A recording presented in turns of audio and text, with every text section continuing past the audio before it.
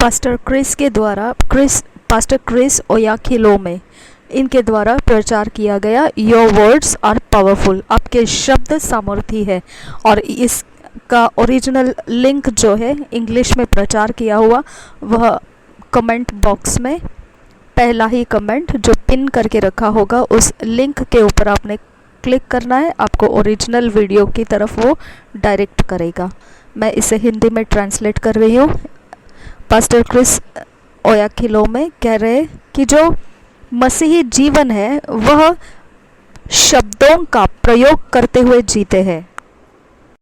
मसीह जो है वो परमेश्वर के वचन, अपने शब्द, जो शब्द है उसको कार्य में डालने वाला, काम कराने वाला वह मसीह होता है।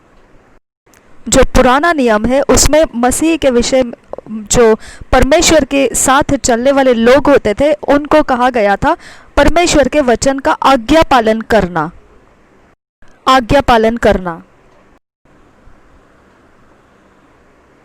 हमको परमेश्वर का वचन अभी मसीह होने के बाद में ये नहीं कहता है कि परमेश्वर के वचन जो है उसकी आज्ञा पालन करो, परंतु वह कहता है उन वचनों के अनुसार अपने काम करो। बहुत बड़ा फर्क रहता है जब हम वचन को करते हैं और वचन की आज्ञा पालन करते हैं, दोनों में फर्क होता है। क्या आप मेरी बात को सुन रहे हैं? जो आज्ञा पालन किया जाता है वह इस तरह का होता है कि वह कोई शब्द होते हैं जो आज्ञा में रखी हुई होती है और उसी के अनुसार वो पालन किए जाते हैं। और जो हम काम, शब्दों को काम में लगाते हैं, ये जो काम में लगाना, काम कराना होता है, यह जो होता है नया नियम में है और यह उस आज्ञा पालन के अनुसार नहीं रहता है। यह जो है वचन के अनुसार करना, यह जो बात मसीहों के लिए कही गई है, यह बात ऐसी है कि हम उस वचन को जीते हैं। हमारे ज़िंदगी में, रोज़मर्रा ज़िंदगी में हम उस वचन को ही जी रहे होते हैं, वही हमारे कार्य रहते हैं ज़िंदगी के। अब आपने समझना है इस बात को। दूसरे कुरिन्थियों 3:3 में लिखा है, पौलुस जो है, अपोस्तल पौलुस जो है वह कहता है कि हम मसीह के पत्रियां हैं। हम उस वचन को पढ़ेंगे, दूसरे कुरिन्थियों 3:3 वचन। यह प्रकट है कि तुम मसीह की पत्री हो। इस वचन में यह वाक्य को पास्टर क्रिस ओयाखिलोमे बोल रहे हैं। वह पूछ रहे हैं कि आप जानते हैं इसका अर्थ क्या है? इसका मतलब यह है कि आप जीवित पत्रियां हो। अभी भी आपको समझ में नहीं आया मैं जो कहना चाहता हूँ? क्या आप इसे दोबारा सुनना चाहेंगे? और एक बार मैं इसे बोल देता हूँ। अब ये समझ लीजिए कि प्रभु यीशु मसीह कौन है। वह प्रभु यीशु मसीह जो है वो शब्द है, वह जीवित शब्द है, परमेश्वर का शब्द है। आदि में वचन था और वचन परमेश्वर के साथ था और वचन ही परमेश्वर था। यह पहले यूहन्ना के सुसमाचार के पहले अध्याय में पहले वचन में इस वचन यानी शब्द के विषय में लिखा है। और यूहन्ना के अध्याय में पहले वचन के 10-11 में हम ये भी पढ़ते हैं कि जो मसीह है वह शब्द है परमेश्वर का और वह देहधारी हुआ और पृथ्वी पर हमारे बीच में, हमारे मध्य में रहा। तो प्रभु यीशु मसीह जो है वो जीवित शब्द है परमेश्वर का। पवित्र बाइबल बताती है पहले पत्रस में पहले अध्याय के 23 वचन में कि हम परमेश्वर के अविनाशी बीज से जन्मे हुए हैं। उस वचन को हम पढ़ेंगे।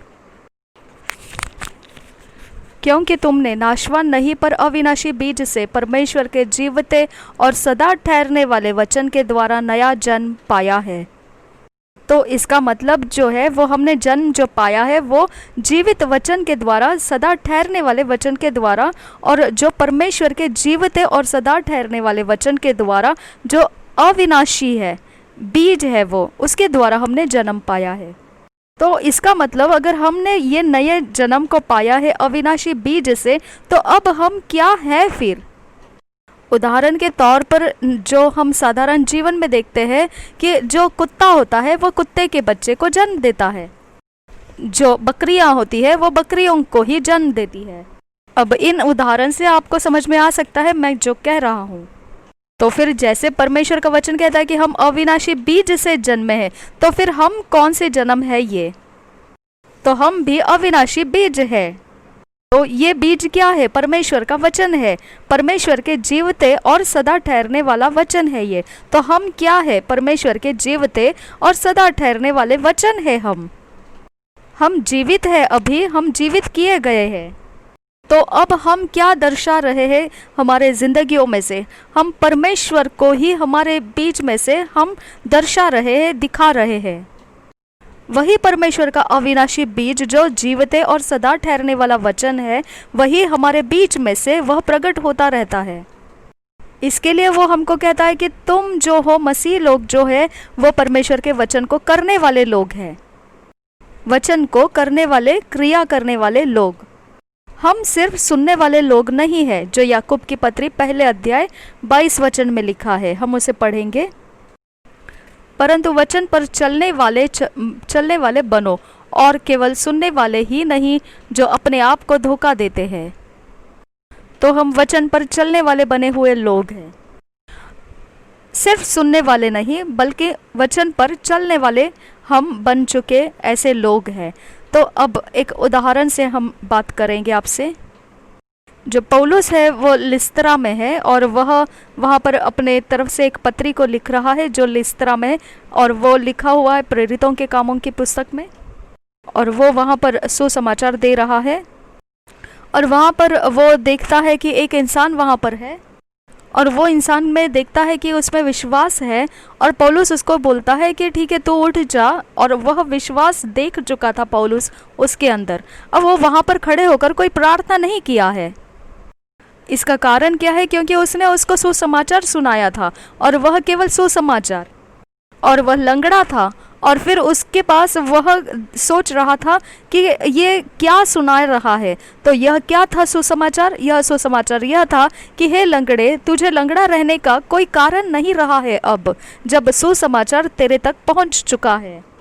क्योंकि प्रभु यीशु मसीह जो है, उसने तेरे अंदर से ये लंगड़ेपन को हटा दिया है, और उसने अपने पास ले लिया है, और तुझे चलने की अवस्था बनाकर उसने इस सुसमाचार में से दे दिया है। तो सुसमाचार क्या है फिर? यह सुसमाचार है कि अगर तुम चल नहीं पा रहे हो तो उठना है और चलना शुरू करना है। यही है वो सुसमाचार, यही है वो सुसमाचार। अब देखने में कठिन लगता है, परंतु यह बहुत ही साधारण और सहज है, और यही हकीकत है। यह असलियत है कि उसने हमें आत्मिक जीवन बनाया है।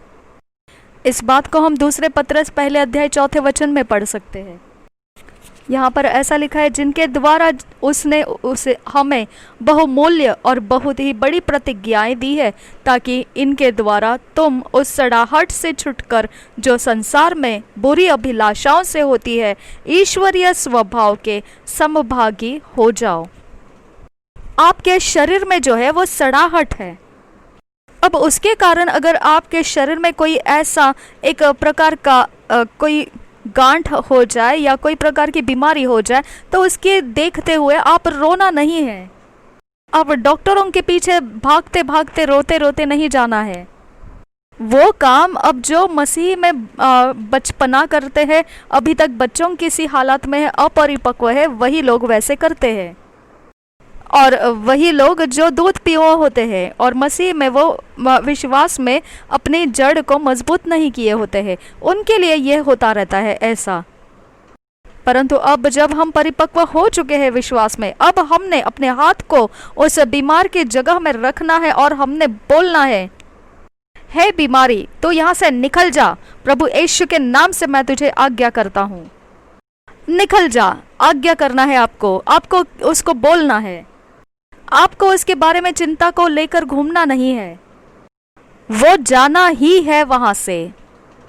प्रभु यीशु मसीह ने वो पेड़ से कैसे बोला? उसको अंजीर चाहिए थे और उसने देखा कि उस पेड़ के ऊपर अंजीर नहीं थे। पवित्र बाइबल ऐसा बताती है। और फिर प्रभु यीशु कहता है कि तेरे ऊपर से अभी कोई फल नहीं खाएगा, और वहां से चला गया वो।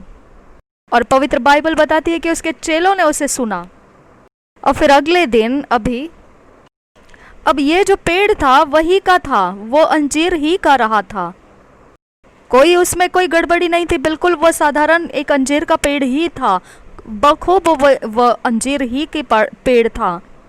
और यह उस समय चेलों ने देख रखा था। और लेकिन दूसरे दिन जब वो लोग वहां से होकर गुजर रहे थे, और इस बात को हम मरकुस के सुसमाचार 11 अध्याय 12 से लेकर 22 में पढ़ सकते हैं।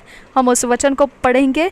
और उस समय ऐसा भी हुआ कि जब चेले वहां से जा रहे थे तो उन्होंने देखा कि वह सूख गया है। दूसरे दिन जब वे बेतनिया से निकले तो उसको भूख लगी। वह दूर से अंजीर का एक हरा पेड़ देखकर निकट गया कि क्या जाने उसमें कुछ पाए, पर पत्तों को छोड़ कुछ न पाया, क्योंकि फल का समय न था। इस पर उसने उससे कहा, अब से कोई तेरा फल कभी न खाए। और उसके चेले सुन रहे थे। फिर वे यरूशलेम में आए और वह मंदिर में गया, और वहाँ जो लोग देन कर रहे थे उन्हें बाहर निकालने लगा, और सराफों के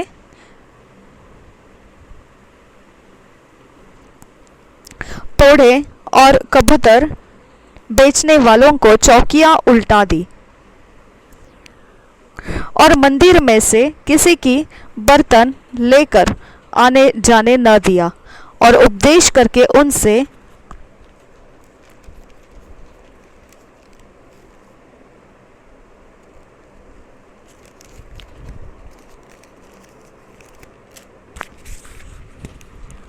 कहा, क्या यह नहीं लिखा है कि मेरा घर सब जातियों के लिए प्रार्थना का घर कहलाएगा?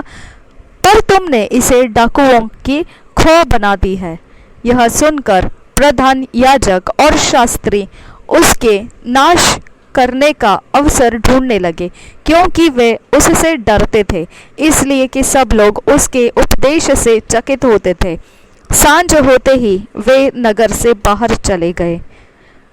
20 वचन। फिर भोर को जब वे उधर से जाते थे तो उन्होंने उस अंजीर के पेड़ को जड़ तक सूखा हुआ देखा।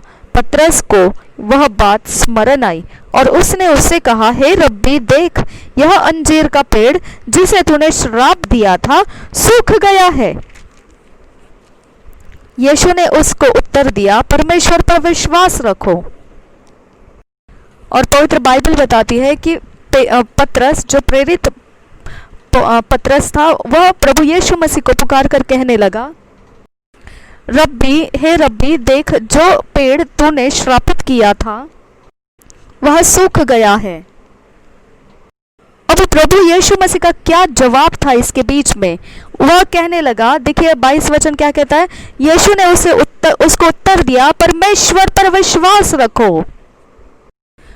और जो किंग जेम्स का ट्रांसलेशन है उसमें कहा गया है कि विश्वास रखो परमेश्वर पर।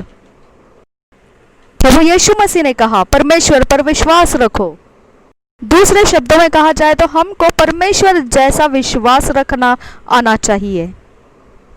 जो परमेश्वर है वही हम है, तो जो परमेश्वर में है वही हम में है, वही विश्वास हम में होना चाहिए। और देखिए प्रभु यीशु मसीह ने उस पेड़ से बोला। दूसरे दिन क्या देखा पतरस ने कि प्रेरित पतरस देखता है कि वह पूरे जड़ के साथ सूख गया है। जब आप ऐसे अपने बीमार अवस्था को बोलते हैं तो वो अपने जड़ से सूख जाता है। आप कोई कैंसर को बोलेंगे ऐसा तो वह जड़ से सूख जाएगा। आपको ये मिल गया है और बिल्कुल आपको मिल गया है, इस बात की आप खातरी ले लो कि आपको मिल गया है। वो अधिकार जो प्रभु यीशु मसीह के नाम को लेकर आप बोल सकते हो, और जो जीवन है उसने आपको दे दिया है और असाधारण जीवन आपको दिया हुआ है। कोई बात नहीं, जब वचन हमको ऐसा कह रहा है तो हमने इसे मान लेना है। कोलोसियों की पत्री के पहले अध्याय 27 वचन में इसे हम पढ़ सकते हैं। कोलोसी की पत्री पहला अध्याय उसका 27 वचन ऐसा कहता है, जिन पर परमेश्वर ने प्रकट करना चाहा कि उन्हें ज्ञात हो कि अन्य जातियों में उस भेद की महिमा का मूल्य क्या है, और वह यह है कि मसीह जो महिमा की आशा है तुम में रहता है। वो महिमा की आशा है जो परमेश्वर ने हमारे अंदर रहने के लिए दिया है। महिमा की आशा है वो। वो है प्रभु यीशु मसीह है जो महिमा की आशा कहा गया है। आप महिमा भरा हुआ जीवन प्राप्त कर सकते हैं, जी सकते हैं। इसका कारण क्या है? क्योंकि प्रभु यीशु मसीह जो महिमा का आशा है वो ही आपके अंदर रहता है। अब इससे ज्यादा और कोई शर्मिंदगी आपके जीवन में नहीं रहेगी। अब के बाद आपके अंदर कोई प्रकार की बेइज्जती आपके अंदर नहीं रहेगी।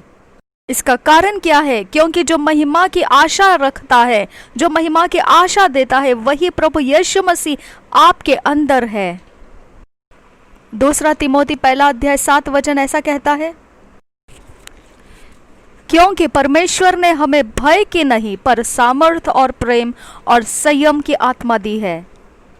उसने हमें डरने की आत्मा नहीं दी है, ना ही हम कोई प्रकार से ऐसे बहुत ही नाजुक जीवन जीने वाले या डरपोक बन के जीने वाले ऐसा आत्मा नहीं दिया है। हमको वो आत्मा परमेश्वर ने दिया है जिसके अंदर भय नहीं है, जो सामर्थी है, प्रेम से भरा हुआ है और संयम की आत्मा हमें दी है। और वह भारी प्रकार का ज्ञान रखने वाला, वह सबसे ज्ञानी ऐसा वो परमेश्वर का आत्मा हमारे अंदर दिया गया है। मैं परमेश्वर के अंदर वो हूँ जो परमेश्वर की बहुत ही अद्भुत ऐसे ज्ञान रखने वाला, वो परमेश्वर का असाधारण ज्ञान रखने वाला मैं हूँ। वाह वाह, हमने वो ऐसे जीवन को प्राप्त किया है जो परमेश्वर का असाधारण असामान्य ज्ञान, जो परमेश्वर का बहुमूल्य ऐसा ज्ञान हमने लिया हुआ वो हम लोग हैं। मैं कभी मूर्ख नहीं हूँ, मूर्खता की बातें मैं नहीं करता। आपको यहाँ देखना है कि आप मूर्ख नहीं है, आप मूर्खता की बातें भी नहीं करते हैं, क्योंकि उसका वचन देखिए क्या कहता है। क्योंकि परमेश्वर ने हमें भय की नहीं पर सामर्थ और प्रेम और संयम की आत्मा दी है। और यह संयम का आत्मा है जो बहुत शांति से भरा हुआ, दुचित्ता आत्मा नहीं है। ये बहुत शांत और संयम से रहने वाला आत्मा हमारे अंदर वो ऐसा मन दिया है। अब बोलिए इस बात को कि हमारे अंदर शांत और संयम से, धैर्य से रहने वाला आत्मा है जो हमारा मन है, और वो मन परमेश्वर ने हमें दिया है। ऐसा आप बोलिए कि आप शांत मन वाले लोग हैं, स्थिर रहने वाले और बिल्कुल दुचित्ते नहीं, एकदम स्थिर और सीधे, और वही मन है आपके अंदर। हालेलुया, परमेश्वर को महिमा दीजिए कि उसने आपको ऐसा रखा है, ऐसा बनाया है। आपको याद है किसी ने आपको ऐसा कहा होगा, और कितनी बार कहा होगा कि आप बहुत ही स्थिर हो और बहुत ही शांति से मन रखते हो।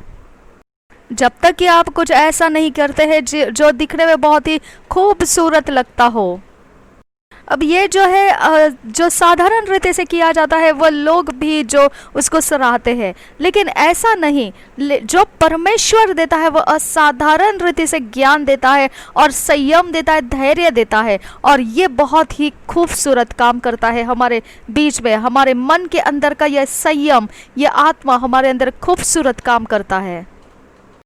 वही तरीके से फिर उसके द्वारा हम बात करते हैं लोगों से, उनके बीच में हम सुंदर सुंदर काम करते हैं, और फिर हमारी सराहना होती है, और फिर लोग हमें सराहते हैं हमारे कामों को देखकर। ये कहाँ से आया? ये परमेश्वर का आत्मा दिया गया है हमारे अंदर, और वही कारण है कि हम उसकी फसल, हम उसकी काम ऐसे किए जा रहे हैं। हम अपने बच्चों से भी एक तौर तरीके, बहुत ही खास तरीके से अपने बर्ताव को रखते हैं। और मैं अपने बच्चों के साथ ऐसा ही बात करता हूँ। मैं बिल्कुल भी ऐसा बात करता हूँ कि तुम बहुत ही खूब अच्छी तरह से तरक्की करने वाले अपने पाठशालाओं में रहोगे। और मैं अपने बच्चों से ये कहता हूँ कि ये भूलना नहीं कि तुम सबसे ज़्यादा होशियार बच्चा हो अपने पाठशालाओं में। और मैं ये कहता हूँ उनको, अब ये हमारा मन है, इस तरह से परमेश्वर ने हमें दिया है संयम का आत्मा। आपने बोलना है मैं संयम का आत्मा हूँ और मुझ में संयम है, मुझ में संयम है, और ये आपने बोलना है। परमेश्वर को महिमा कीजिए, उसने आपको इस तरह से संयम का आत्मा दिया है। आप में स्थिरता है, दुचित्ता मन नहीं है, आप स्थिर हो। परमेश्वर ने आपको संयम दिया है। इसका कारण केवल यही है कि परमेश्वर का आत्मा आपके अंदर रहने के लिए दिया गया है। यही कारण है आप संयम से भरे हुए हो। और आप जानते हैं इसके अलावा कि आप वही के लिए बनाए गए हो कि परमेश्वर का वचन आप जिए। और प्रभु यीशु मसीह कभी भी ऐसे चिंता करते हुए नहीं चला कि हे मेरे प्रभु अब क्या, लेकिन पवित्र वचन ऐसा बताता है, यूहन्ना के सुसमाचार के 5 अध्याय 39 वचन में ऐसा लिखा है। अब हम पढ़ेंगे उसे। यह वचन ऐसा कहता है, तुम पवित्र शास्त्र में ढूंढते हो क्योंकि समझते हो कि उसमें अनंत जीवन तुम्हें मिलता है, और यह वही है जो मेरी गवाही देता है। वह बोलता है कि जो वचन है वो मेरी गवाही देता है। और यही जो प्रेरित पौलुस बता रहा है कि जो पत्रियों में लिखा है, हम प्रभु यीशु मसीह के जीवित पत्रियां हैं जिसमें हमारे बारे में लिखा गया है, हमारी गवाहियां देता है वो वचन। हर एक दिन आपने कहना है कि मैं संयम में हूं और मैं संयम हूं, मुझ में संयम है। कोई परवाह नहीं लोग आपसे ये बात बोले या ना बोले, आपको परमेश्वर ने ये बोल दिया है। अब मुझे आपको परमेश्वर के सिद्धांतों को बताने दीजिए, आपको इसके लिए तैयार रहना है। अब हम इब्रानी की पत्री में जाएंगे, इब्रानी की पत्री 13 अध्याय। और अब आप देखेंगे कि इतनी सफलताओं में आप होंगे, इतने ज्यादा सफलताओं में, इतने सामर्थी और ऐसे मजबूत विश्वास को उठाए हुए एकदम ज्वलंत होकर आप ऐसे होंगे। और मैं किसी के द्वारा कहना चाहता हूं कि आमीन बोलना है इस बात के लिए। हालेलुया। जो भी मेरे निकट संबंधी लोग हैं, सबके बारे में मैं यही बता रहा हूं आपको कि वो सब जन नंबर 1 स्थान पर है, पहले क्रमांक के वो सफलताओं के स्थान में है। आपको भी मैं यही कहता हूं कि आप भी पहले क्रमांक के सफलताओं में पाए जाते हैं। इसका कारण यह है कि मैं उनको परमेश्वर के वचनों की आंखों से देखता हूं। क्या आप पहले क्रमांक के सफलताओं में हैं? अपने आप से ये बोलिए कि मैं पहले क्रमांक के सफलताओं में हूं। हालेलुया। यहां पर आपको सफलताओं में पहला क्रमांक देने वाला मौजूद है, वो आपके अंदर है। वो है पवित्र आत्मा जो आपके अंदर दिया गया है। आपको पवित्र आत्मा दिया गया है पहले क्रमांक की सफलताओं को प्राप्त करने के लिए। अब हम जाएंगे इब्रानी के 13 अध्याय के वचन की तरफ। और जब भी आप पवित्र बाइबल में से पढ़ते हो तो बहुत कुछ उसमें होता है, लेकिन आप समझ नहीं पाते हैं। इसके लिए हम इस वचन को जो पढ़ने जा रहे हैं बहुत धीरे धीरे पढ़ेंगे, क्योंकि बहुत खास ऐसा ध्यान खींचकर अपने आप को उस जगह में केंद्रित करना है, वो वचन के अंदर क्या लिखा है। और मैं ऐसा देखता हूं कि शायद से ही ऐसा होगा किसी ने इसके विषय में सुना हो। हम 13 अध्याय के 5 वचन से पढ़ेंगे। तुम्हारा स्वभाव लोभ रहित हो और जो तुम्हारे पास है उसी पर संतोष करो, क्योंकि उसने आप ही कहा है, मैं तुझे कभी न छोड़ूंगा और न कभी तुझे त्यागूंगा। यहाँ जो स्वभाव के विषय में लिखा गया है वह एक प्रकार के ग्रीक भाषा में अगर देखा जाएंगे तो मैनर ऑफ लाइफ ऐसे लिखा है। इसका मतलब ये एक जीवन शैली, जीवन को जीने के तरीके के विषय, रीतियों के विषय लिखा है। वह कहता है वचन ऐसा कि जो आपका जीने का तरीका है वह लोभ रहित होना चाहिए और जो है उसमें संतुष्ट रहना है। और जो धर्म के जाति के अनुसार जो मसीह है वो लोग ऐसे बोलते हैं, हाँ बिल्कुल यही तो वचन है वो जो जिसके कारण हम बहुत ही ऐसे रहते हैं। परंतु यह वचन उन धर्म और जाति के अनुसार जो मसीह है उनके लिए यह बात ऐसा नहीं कह रहा है। ये वचन बढ़कर कुछ कह रहा है। हम उसको पढ़ेंगे कि उसने ऐसा कहा है, तुम्हारा स्वभाव लोभ रहित हो और जो तुम्हारे पास है उसी पर संतोष करो, क्योंकि उसने आप ही कहा है, ऐसा लिखा है। अब आपको यहाँ पर ध्यान रखना है, यही वो जगह है जहाँ पर आपका ध्यान केंद्रित करके आपने इसके अंदर से कुछ लेना है। अब और धीरे से इस वचन के अंदर से आप देखिए। अब आप ऐसे सोचेंगे कि आप शायद से कोई आशीषों के विषय बोल रहे होंगे या कोई प्रकार से आशीषों को प्राप्त या ना प्राप्त करने के विषय बोल रहे होंगे। नहीं, इसके भी अलावा और ऊपर और बड़ी बात कुछ बाकी है इसके अंदर। चलिए फिर से इस वचन को पढ़ते हैं। यह वचन ऐसा कहता है, 5 वचन, तुम्हारा स्वभाव लोभ रहित हो और जो तुम्हारे पास है उसी पर संतोष करो। क्योंकि यहाँ पर उसके आगे वचन ऐसा कहता है, क्योंकि उसने आप ही कहा है, मैं तुझे कभी न छोड़ूंगा और न कभी तुझे त्यागूंगा। अब आपको वह वचन के आगे देखना है, क्या वहां पूर्ण अंक दिया गया है? नहीं, वहां पर पूर्ण अंक नहीं दिया गया है, बल्कि उसको आगे बढ़ने के लिए रास्ते रखे हैं। वह आपको आगे और कुछ बोल रहा है। इसका मतलब यह वचन यहीं पर खत्म नहीं होता है, इसके आगे और हमको पढ़ना है। क्या है इसके आगे? हम इसके बाद के वचन के आगे का भाग पढ़ते हैं। 6 वचन यहाँ पर ऐसा लिखा है, इसलिए हम निडर होकर कहते हैं। रुक जाइए, यही वो जगह है, अभी आपको ध्यान लेना है। यहाँ पर रुक जाइए, इसी जगह में रुक जाइए और फिर आपका ध्यान यहाँ केंद्रित कीजिए। कुछ खास बात अब मैं आपको बोलने जा रहा हूँ। यही 2 वचनों के मध्य से आपको कुछ बताना चाहता हूँ। परमेश्वर हमको असाधारण ऐसा सिद्धांत जो परमेश्वर के राज्य के विषय में है वो बताना चाहता है। वो बोलता है कि उसने ऐसा कहा ताकि हम धैर्य के साथ बोल सके। यहाँ पर यह वचन के आधार से ऐसे लिखा है कि इसलिए हम निडर होकर कहते हैं। और इसके पहले वाले वचन में ऐसा लिखा है, क्योंकि उसने आप ही कहा है। और 6 वचन में ऐसा लिखा है, इसलिए हम निडर होकर कहते हैं। तो पहला उसने ऐसा कहा है, क्योंकि उसने आप ही कहा है, और 6 वचन में वो कह रहा है कि इसलिए हम निडर होकर कहते हैं। अब यही जो है आपको कुछ बातें करेगा।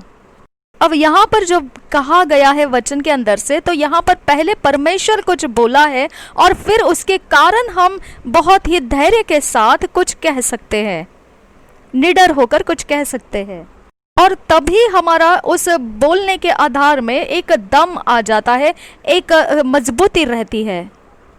और आपने वचन में पढ़ा है कि परमेश्वर ने आपको ऐसा डरने वाला, डरपोक रह के जीने वाला या बहुत ही नाजुक तरीके से जीने वाला ऐसा आत्मा आपको नहीं दिया है, बल्कि प्रेम और सामर्थ्य और संयम का आत्मा दिया है। और यही बनता है कि आपको निडर होकर बोलने की आपके पास काबिलियत आ जाती है कि मैं तो बिल्कुल प्रेम से भरा हूँ, और मैं तो बिल्कुल सामर्थ्य से भरा हूँ, और मैं तो बिल्कुल संयम हूँ। ये बोलने का हियाव, ये निडर होकर आपको आ जाता है। और आपने बोलना है कि मैं संयम हूँ, और निडर होकर बोलना है आपने कि मैं संयम हूँ, मैं संयम हूँ, सामर्थ्य हूँ, और मैं प्रेम से भरा हूँ, मैं संयम हूँ, मैं सामर्थ्य हूँ। आपने निडर होकर इसे बोलना है। इसका कारण क्या है? क्योंकि इसे पहले परमेश्वर ने बोला है और फिर आप बोल रहे हो। अभी आप देख पा रहे हैं कैसा है ये कि आप बहुत निडर होकर इसे बोल सकते हैं अभी कि मैं संयमी हूँ और मैं सामर्थ हूँ और मैं प्रेम से भरा हूँ। आप निडर होकर बोलने का आप अभी कर सकते हो। और अभी अब मैं क्या करता हूँ कि मैं अपने एकांत में अपने कमरे में जाता हूँ, जहाँ पर मैं आप अकेले में रहता हूँ, और फिर मैं अपने आप को बोलना शुरू करता हूँ कि मैं तो संयम हूँ, मुझ में संयम है और मैं संयम से भरा हूँ, और मुझ में संयम है, मैं संयम से भरा हूँ। पवित्र आत्मा मेरे मगज में, मेरे दिमाग में काम करता है और मैं संयम से भरा हूँ, और यही कारण है कि मेरे अंदर संयम है। आपको भी बोलना है कि हमारे अंदर संयम है, मुझ में संयम है, आपको बोलना है। अगर अकेले कमरे में आपने अपने सफलताओं के विषय अपने आप को बोला नहीं, तो फिर आपको भीड़ के बीच में सफलताओं को देखना मुश्किल होगा। अब ये एक अलग सी बात है जो बहुत ज़रूरी रखती है। यह बात, सरकार आपको धनी नहीं बनाता है। आप भूल जाइए इस बात को कि सरकार आपको धनी बनाएगा। कोई सरकार नहीं है ऐसा जिसको इस तरह से रचना की गई हो कि वो किसी को धनी बनाए। कोई परवाह नहीं है इस बात की कौन से कार्यालय में कौन काम कर रहा है। और आप बचपना छोड़ दीजिए, अभी आपका कोई भी विभाग हो, कोई भी काम हो, कोई भी कार्यालय हो, वो आपको कभी धनी नहीं बनाता है, वो आपको कभी सफल नहीं बनाता है, और वो सफल बना भी नहीं सकता है। और सफलता जो है वो आपके आत्मा में है। सफल होना जो होता है वो आपके आत्मा है, वो आपके आत्मा के अंदर है। आपके अपने अंदर, आपके आत्मा में। अब दोबारा मेरे साथ कहिए कि मैं संयम से भरा हूँ। आपने बोलना है अपने आप को, मैं संयम से भरा हूँ, मुझ में संयम है। बोलना है कि मुझ में संयम है, मैं संयम हूँ, मुझ में संयम भरा है। मेरा मन संयम से भरा हुआ है और मेरा मन संयमी है। मेरा आत्मा संयम से भरा है, मेरा आत्मा संयमी है। मुझ में संयम है, मुझ में संयम है। और बहुत ही खूबसूरत ये शब्द है, अच्छा शब्द है, इसे बोलते रहिए। हालेलुया। होश में रहिए, अपने होश को बनाए रखिए। जब आप पवित्र वचन को पढ़ते हैं तो उसको होश में बनाए रखिए, क्योंकि लोग कुछ ऐसे भी कहते हैं कि हमने पवित्र वचन पढ़ा परंतु हम अभी कुछ याद नहीं कर पा रहे उसके विषय में। और वो कहते हैं कि पता नहीं क्या हो जाता है कि मैंने इसे पढ़ लिया और फिर बाद में मैं इसे भूल जाता हूँ। बिल्कुल नहीं, आप ऐसा बोलना रुक जाइए, आपने ऐसा बोलना छोड़ देना है। आपने बोलना है कि मुझ में संयम का आत्मा है, मुझ में संयम है, मेरा मन संयमी है और मैं सब कुछ याद रख सकता हूँ। जो मैंने पढ़ा है वचन वो मुझ में याद रहता है, क्योंकि मैं संयमी हूँ, मुझ में संयम है। आप अचंभित हो जाएंगे जब आपकी ऐसी जो विचार शक्ति है, जो आपका याद रखने की क्षमता है, सुधरने लगेगी। हालेलुया। देखिए, सुनिए इस बात को। जब आपको बोला गया है कि आप अविनाशी बीज से जन्म पाए हुए हो, तो अभी आपको समझना है। देखिए, अब बहुत खास बात आपको समझना है। जो भी जन्म लेता है उसको अपने जन्मदाता का स्रोत जो रहता है, जहां से उसने जन्म लिया है, जो उसके जन्म का कारण है, जो स्रोत उसको जीवित रखता है, जिस स्रोत के कारण उसका जीवित रहना होता है, उस स्रोत के साथ उसको बने रहना पड़ता है। उदाहरण के तौर पर मछलियां जो है वो पानी में से आती है। उनका जीवन जो है, स्रोत जो है उनको जिंदगी में बने रहने का, वह है पानी। वो बिना पानी के मर जाती है। चाहे आपका बिस्तर बहुत सोने से मढ़ा हुआ बनाया गया हो, फिर भी मछली का जीवन उस सोने के बिस्तर के मढ़े हुए सोने के ऊपर जिंदा नहीं रह सकता है। उसके जिंदगी का जीवन का जो कारण है, जो स्रोत है, वह केवल पानी में जीवित रहती है।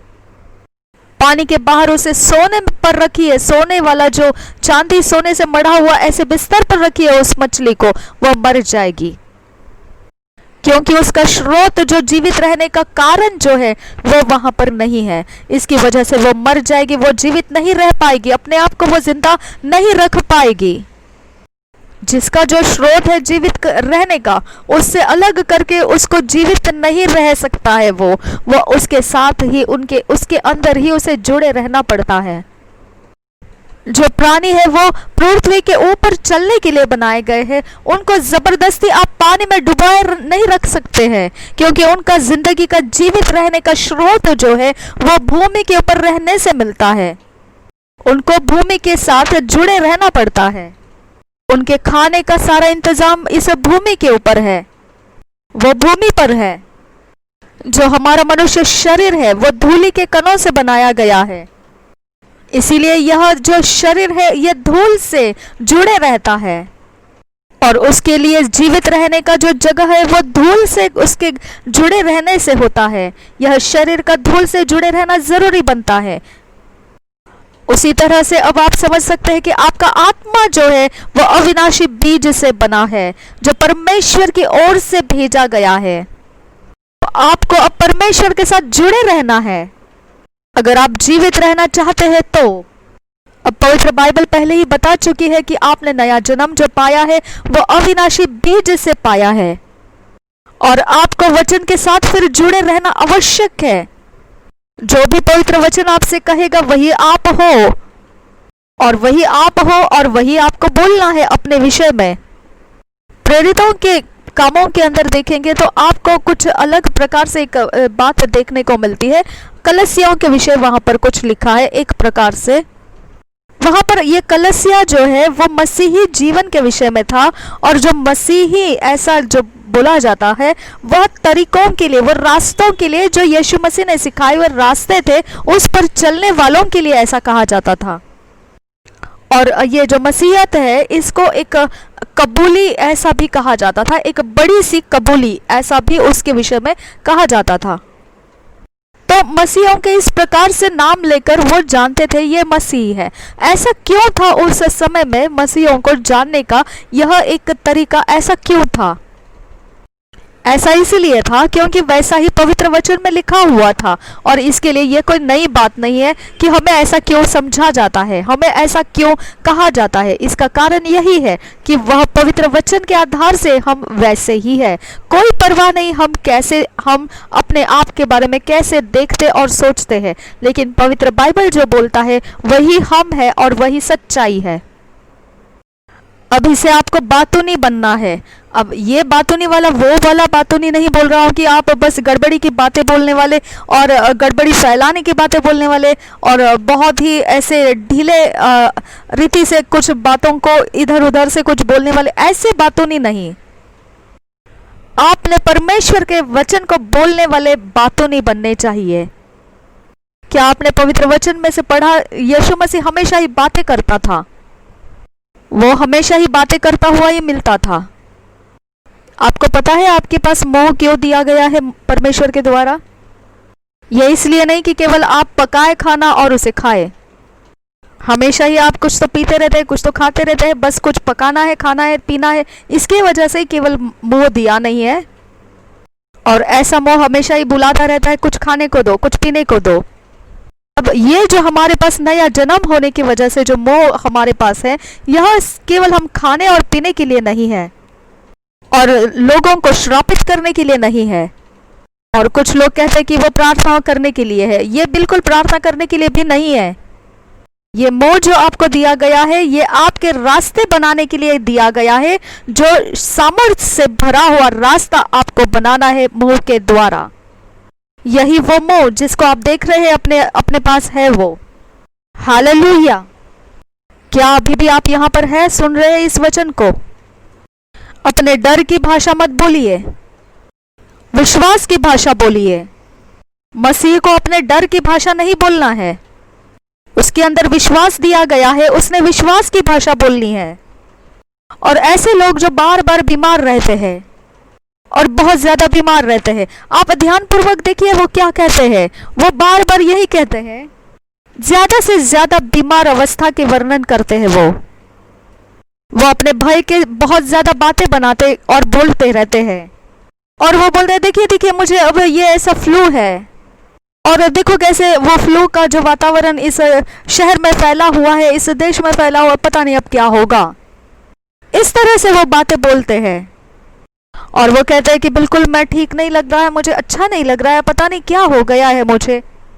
उनको कभी भी ऐसा महसूस नहीं होता है कि उनको कभी ऐसा अच्छी बात भी बोलनी चाहिए कि मैं ठीक हूं। उनको दया को इकट्ठा करना अच्छा लगता है कि कोई उन पर दया करे जब उनकी बातों को सुनते हैं। और वो किसी ने पूछ लिया उनको कि आप कैसे हो, तो बस वो अपने जो बीमार अवस्था है, दुख भरी कहानियां है, वो उसे बोलना शुरू करते ताकि वह उसके विषय में लोगों से दया को प्राप्त करना चाहते हैं। बस मैं ठीक हूँ और बस चल रहा है, क्या करेंगे, बस दुख भरी कहानी है। इस तरह से वो लोगों के सामने अपने विषय बताते रहते हैं। फिर वो कभी ऐसे बोलते नहीं हियाव के साथ, निडरता के साथ कि बस सब कुछ ठीक है हमारे साथ। मुझसे अगर कोई ऐसा पूछता है कि कैसा चल रहा है, तो मैं कहता हूँ हमेशा की तरह, हमेशा ही अच्छा और बहुत ही बढ़िया सा, हमेशा ही अच्छा और हमेशा ही बढ़कर, हमेशा ही बढ़कर, हमेशा ही अच्छा, जैसा हमेशा रहता है, बिल्कुल अच्छा, बिल्कुल बढ़कर, आराम से।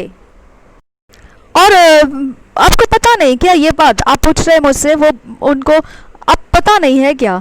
तो फिर ये बोलते कि हाँ हमने तो ऐसे जाना नहीं था आपके बारे में। और वो ऐसे भी कह देते हैं कि हाँ मैं तो जानता नहीं था, और अब जानता भी कौन है कि कल क्या होने वाला है। अब इसे कहते हैं असफलताओं की भाषा है जो घूमती रहती है आपके इर्द गिर्द में। क्या आप सुन रहे हैं इस बात को? और यह है असफलता जो घूमती रहती है अपने शहर में। बहुत सारे ऐसे लोग हैं अभी जो अपने शरीर की समस्याओं में से चल रहे हैं, बीमार अवस्था या कोई और समस्याओं में से। अगर आप देखेंगे ध्यान से, आपको उसमें से जाने की जरूरत भी नहीं रहती थी। लेकिन केवल आपके मुंह के शब्दों के कारण आप उस समस्याओं में पड़े हैं। आप उस समस्याओं को बोलते रहते हैं। आपने उस समस्याओं को नहीं बोलना है, आपके लिए वो नहीं है। आपने परमेश्वर के वचन को बोलना है, आपने उसे उठाना है वचन को, और उस समस्याओं के ऊपर आपने बोलना शुरू करना है, आपने पढ़ना है वचन को। और ध्यान दीजिए कि जब आप ऐसे यहाँ बोलते बोलते हुए निकलते हैं बाहर, तो आप बिल्कुल से एक सीधी और सरल जिंदगी को जीते हुए निकलेंगे। अब ये क्यों था आपके साथ? परेशानी का माहौल आपको दबाया जा रहा था। कारण क्या था? क्योंकि आपने उसे पकड़ लिया था, उसे भय को पकड़ लिया था। उन्हीं शब्दों को लिए लिए आप उसके ऊपर सोचते हो और फिर वही बोलते भी हो, और यही आपके भाषाओं में रहता है। इसकी वजह से वो आपके ऊपर ज्यादा जोर लगाता है। आज रात अगर आपने फैसला ले लिया ये कि मैं अब से अपनी भाषा को बोलना बदल दूंगा, आप देखेंगे कि आनंद करना शुरू हो जाएगा आपका। आप अपने सेहत में आनंदित रहेंगे, आपके घर और सारी बातों में आप आनंद से भरते जाएंगे। और कुछ लोग ऐसे भी कहते हैं कि बस 5 मिनट का ऐसा पगलाया हुआ वातावरण रहता है सभी जगहों में, बस 5 मिनट के लिए रहता है। आपने कभी सुना है ऐसे लोगों को बोलते हुए? ऐसी कहावत में कहते हैं लोग कि बस 5 मिनट का हर एक के लिए रहता है, वो 5 मिनट का समय जो पगलाया हुआ रहता है, हर एक की जिंदगी में रहता है वो। क्या आपने कभी सुना है ऐसे बोलते हुए लोगों को? मैंने ऐसी बातों को सुना है, क्योंकि जब मैं छोटा बच्चा था उस समय मैं ऐसे लोगों से सुन रहा था। पूछा जाए कि ये इंसान ऐसा क्यों कर रहा है, तो वो कहता है कि हाँ, बस 5 मिनट हर एक की जिंदगी में होता है, ऐसा पगलाया हुआ समय रहता है। वो कहते हैं कि हर एक इंसान कोई ना कोई समय में एक ऐसा बीमार अवस्था में होता ही है। कोई ऐसा नहीं है कि जो बिल्कुल सेहतमंद और भरा हुआ सेहत से रहे। तो आप सोच कर देखिए, उनके पास यह जो ज्ञान है वो कहां से आया? उनके पास ऐसी बोली, ऐसी जो ज्ञान जो उनको बंदिशों में रखती है। परवाह नहीं किसने ऐसे ग्रंथ लिख रखे हैं, पता नहीं कहां से ऐसे चीजें उनके पास आ बैठी है दिमाग में। ये कहीं पर भी रहो, किसी के पास भी रहो या कैसे भी रहो, आपको ये बात ध्यान रखना है, आप मसीह हो और मसीह कभी बीमार नहीं रहा। कहीं आपने पढ़ा है प्रभु यीशु के वचन में कि मसीह यीशु अपने सर को दर्द हो रहा है और पीठ में दर्द हो रहा है, ऐसे पकड़े हुए लोगों के सामने बैठा रहा कराते हुए? आपने कभी सुना है ऐसा? और कभी नहीं सुना होगा आपने, ऐसा कभी है ही नहीं ऐसा। क्योंकि वो कहता है कि मैं वो दाखलता हूं और जो तुम हो वह मेरी डालियां हो। आपको ये समझ में नहीं आता है क्या? तो उसका जो दाखलता होने का मतलब क्या बनता है? उसके अंदर जीवन का स्रोत है और वही स्रोत से डालियां बन रही है। तो फिर आपके अंदर वो डालियां है, आप तो आप में कौन सा स्रोत है? जो प्रभु यीशु है, वही स्रोत आपके अंदर है। वो कहता है मैं दाखलता हूं और तुम मेरी डालियां हो। क्या इससे भी ज्यादा और अच्छे हो सकते हैं आप? फिर बिल्कुल नहीं। मेरे अंदर प्रभु यीशु मसीह का जीवन बहता है, मुझ में परमेश्वर का जीवन है। जो परमेश्वर ने मुझे जन्म दिया है वही परमेश्वर का जीवन मुझ में बहता है। अब आप याद कीजिए, ऐसे एक बात के लिए आप सोचकर देखिए कि काश आपने यही बातों को 20 साल से बोला होता, और बस आप जैसे एक सोच कर देखिए एक बार कि आपने यही अच्छी बातों को 20 साल से अभी तक बोला होता, तो कैसा रहता आपका अभी का जीवन। और देखिए मेरे पिताजी जो है वो यहीं पर है और यही है वो, और वो आपको अगर होते तो वो बताते कि इस समय मैं आपके सामने कैसा हूँ, क्योंकि ये 20 सालों से मैं ऐसे बोल रहा हूँ। 20 सालों से भी ज्यादा मैं ऐसे ही बोलता हुआ आया हूँ। देखिए अभी आप चुप हो गए, आपके पास कुछ उसके उत्तर में कुछ रहा नहीं बाकी। मैं ऐसे ही बोलते बोलते हुआ चला आया हूँ 20 सालों से भी ज्यादा, और मैंने यही सीखा है, यही बोला है कि मुझ में परमेश्वर का जीवन है और मेरे पास और कोई ज्ञान नहीं है। जो परमेश्वर का जीवन है वही है और उतना ही है। कितने ही लोग इस बात के ऊपर ठोकर खा लेते हैं। ये परमेश्वर का वचन है, ये जीवित हो गया मेरे आत्मा के अंदर, और जब मैंने आत्मा के अंदर से इसे जकड़ लिया, पकड़ लिया, तो वो मुझ में बस गया और फिर वह मुझ में काम करने लगा और उसके विश्वास को पैदा करने लगा। और देखिए जो मैं वचन पढ़ता हूँ, मैं कभी उसके विषय में थक नहीं जाता हूँ, क्योंकि उसके अंदर जीवन है। मुझे सफलता देता रहता है वो, और बहुत सालों से मैं सफल होता हुआ आया हूँ, क्योंकि पवित्र वचन पढ़ने वालों में सफलता होती है, वही बताता है पवित्र वचन भी। जब मैं पाठशालाओं में पढ़ता था वह समय भी ऐसा ही था कि मैं अपने सफलताओं को अपने साथ बनाए रखता था, और वो पाठशालाओं में होते हुए भी मैं अपने सफलताओं के विषय में सिखाया करता था। और उस सिखाने के दौरान मेरे जो कैसेट्स बनती थी, जो टेप्स बनते थे, वह भी अभी मौजूद है आपके लिए, अगर वो सुनना चाहे तो। जीवन में सफलता का आना वह एक प्रकार का सेमिनार लिया करता था मैं, और बिल्कुल एक छोटा सा बच्चा था मैं, पाठशालाओं में पढ़ने वाला। किस तरह से सफलता को प्राप्त करना है जीवन में आप सोच सकते हैं। मैं बहुत छोटा बच्चा था पाठशाला का, और मैं उस समय जीवन की बात बोल रहा था, और देखिए मेरे पास वो टेप्स भी मौजूद है। हालेलुया। ऐसा क्यों था? जब मैंने तो जीवन देखा भी नहीं, ऐसे छोटा बच्चा पाठशाला का इस बात को बोल रहा है, ऐसा क्यों था भाई? ये कारण है कि प्रभु यीशु का जो वचन है, जो पवित्र बाइबल में लिखे हुए वचन है, वह यही कहता है, वह सच्चाई के वचन है, वही वचन है जो काम करता है सफलताओं के बीच में। और मैंने ऐसे सीख लिया किस तरह से कार को बोलना चाहिए, मेरे शरीर को कैसे बोलना चाहिए, और मेरे जूतों को भी मैं बोलता हूँ किस तरह से बोलना है, वो भी मैंने सीखा है। मैं किसी को भी बोलता हूँ और बोलना सीख लिया है मैंने। मैं पैसों को बोलता हूँ, किसी को भी बोलता हूँ, मैंने बोलना सीख लिया है, और मैं उसे प्राप्त कर चुका हूँ, मैंने उसे खोज लिया है, और मैंने उससे चलना शुरू कर दिया। वो आपका रास्ता है। हम परमेश्वर के संतान हैं भाइयों। क्या यही वो एक बात नहीं थी? पिछले प्रचारों में भी मैंने यही सिखाया है आपको, या फिर ये आखिरी था? नहीं, ये अभी भी वही है। इस प्रचार में जो हमने पॉइंट लिए हैं, उस प्रचार के छठवां जो पॉइंट है, जो आपको बता सकता है कि ये एक कायदे के अनुसार हमको परमेश्वर ने हमको उसके संतान बनाया है। अधिकार के साथ हमारा पिता जो है वो परमेश्वर है। अभी पहले यूहन्ना की पत्री 3 अध्याय में 2 वचन ऐसा कहता है, 3 अध्याय और 2 वचन ऐसा कहता है कि तुम उन बातों को जो पवित्र भविष्यद्वक्ताओं ने पहले से कही है, और प्रभु और उद्धारकर्ता की उस आज्ञा को स्मरण करो जो तुम्हारे प्रेरितों के द्वारा दी गई थी। सॉरी, मैंने पहले पत्रस पढ़ा, पहले यूहन्ना की पत्री 3 अध्याय 2 वचन। हे प्रियो, अब हम परमेश्वर के संतान हैं, और अभी तक यह प्रकट नहीं हुआ कि हम क्या कुछ होंगे। इतना जानते हैं कि जब वह प्रकट होगा तो हम उसके समान होंगे, क्योंकि उसको वैसा ही देखेंगे जैसा वह है। तो हम परमेश्वर के संतान हैं, और हम होने वाले संतान नहीं, हमें किया जाने वाला संतान नहीं, हम अभी है परमेश्वर के, हम संतान हैं। ये कोई ऐसा वायदा नहीं दिया है कि आपको संतान बनाया जाएगा, यह बना दिया गया ऐसा कह रहा है। और हकीकत में, असलियत में हम संतान है परमेश्वर के।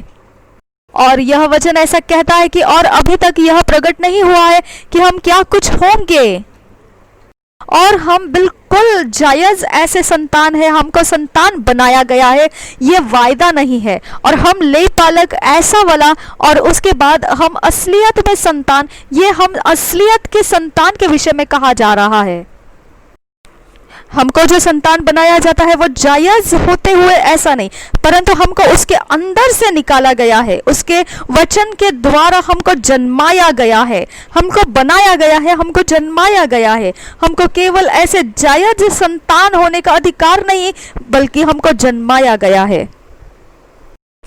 हम वैसे ही परमेश्वर के संतान है, जितना संतान का जो असलियत यीशु मसीह का है, परमेश्वर का संतान होने का, वही हम है।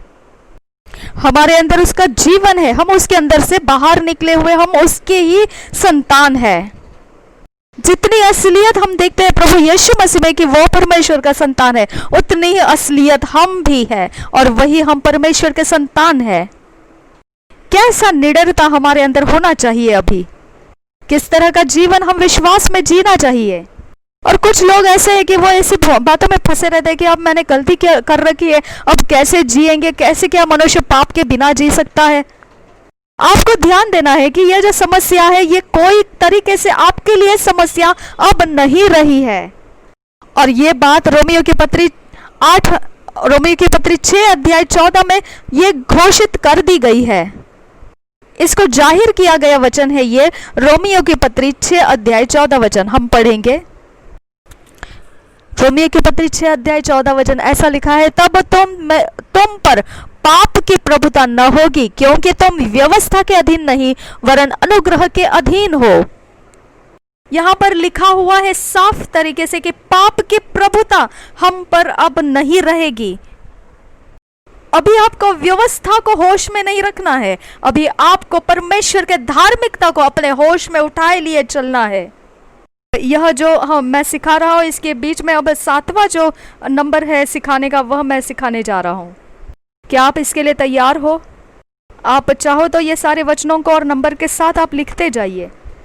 अब आपको कुछ फर्क करना मैं सिखाना चाहता हूं। आपने देखा कि मसीहों को बोला जाता है कि वह परमेश्वर की धार्मिकता है।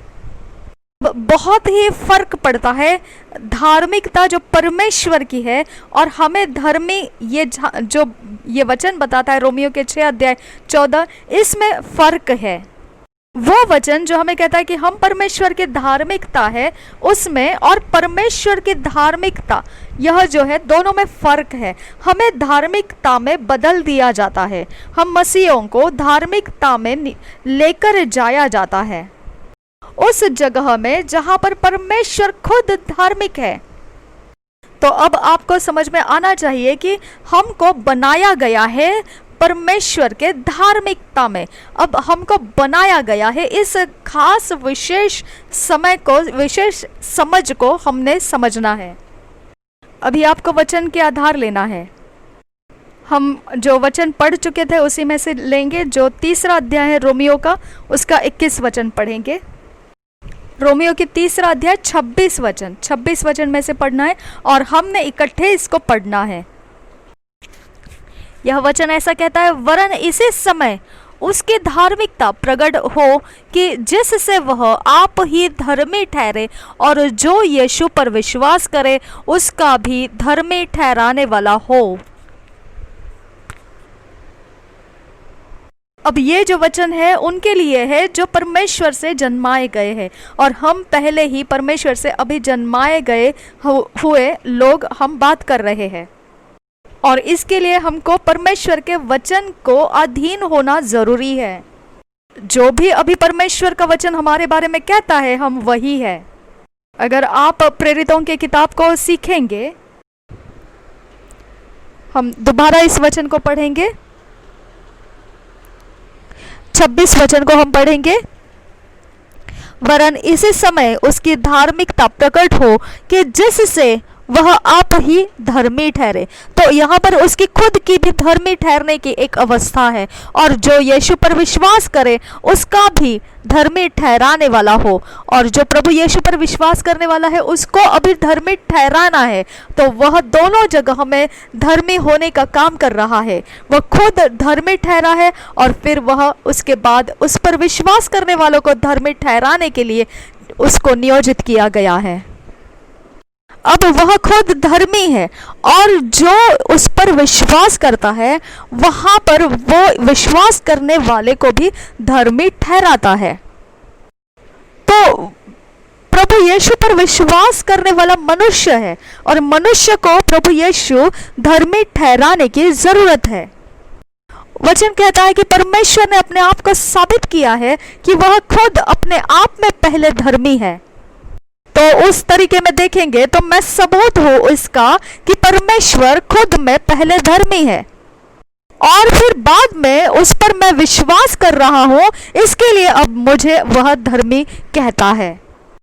और उसने घोषणा किया है, जाहिर किया है, अपने आप को यह बता दिया है कि वह धर्मी है और वह धर्मी हो चुका है। यह पहले उसने अपने आप में पूरा कर रखा है और फिर वह हमको जो विश्वास करते हैं उसको कह रहा है कि विश्वास करने के कारण अब हम भी धर्मी हो चुके हैं और वो ठहराने वाला ही परमेश्वर खुद है।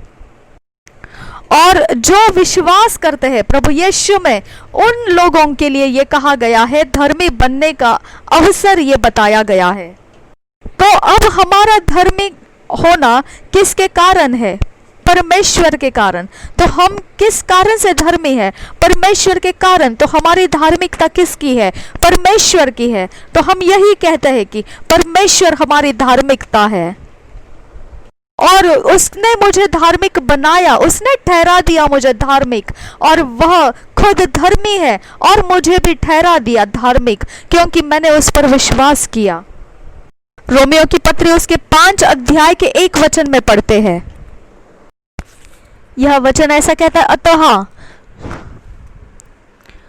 जब हम विश्वास से धर्मी ठहरे तो अपने प्रभु यीशु मसीह के द्वारा परमेश्वर के साथ मेल रखे।